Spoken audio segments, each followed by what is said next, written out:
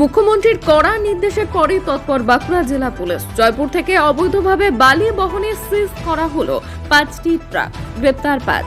রাজ্যের মুখ্যমন্ত্রী মমতা বন্দ্যোপাধ্যায়ের প্রশাসনিক সভা থেকে অবৈধ বালি পাচার নিয়ে কড়া বার্তা দিয়েছেন। তারপরেই ব্যাপক তৎপরতা লক্ষ্য করা গেল বাঁকুড়া জেলা পুলিশের।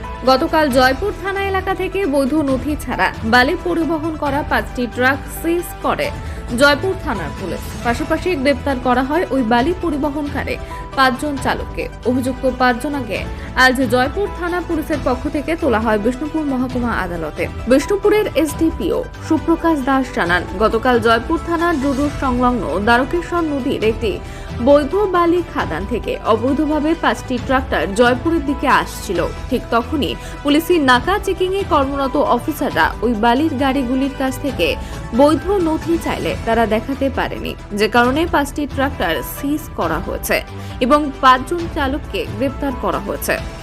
বাঁকুড়া থেকে শেখ সফিকের রিপোর্ট। জয়পুর থানার অন্তর্গত জুজুর ঘাট থেকে কালকে আমাদের রেগুলার নাকা চেকিং যখন চলছিল, তো তখন আমরা দেখতে পাই 5টা ট্রাক্টর কোনো বৈধ চালান ছাড়াই বালি নিয়ে জয়পুরের দিকে আসছিল। তো আমরা যখন ওই ট্রাক্টরগুলিকে আটকাই, ওরা যেহেতু কোনো বৈধ চালান আমাদের কাছে প্রডিউস করতে পারেনি, আমরা ওই 5টা ট্রাক্টর এবং 5টা ট্রাক্টরের সাথে 5 জন চালক তাদেরকে আমরা গ্রেপ্তার করি। বালি ভর্তি ট্রাক্টরগুলো আমরা থানায় সিজ করে রেখেছি। দুটো স্পেসিফিক কেস এটার এগেনস্টে হয়েছে। আজকে অভিযুক্ত যে ট্রাক্টর চালক যারা আছেন 5 জন, তাদেরকে থানায় কোর্টে পাঠানো হয়েছে।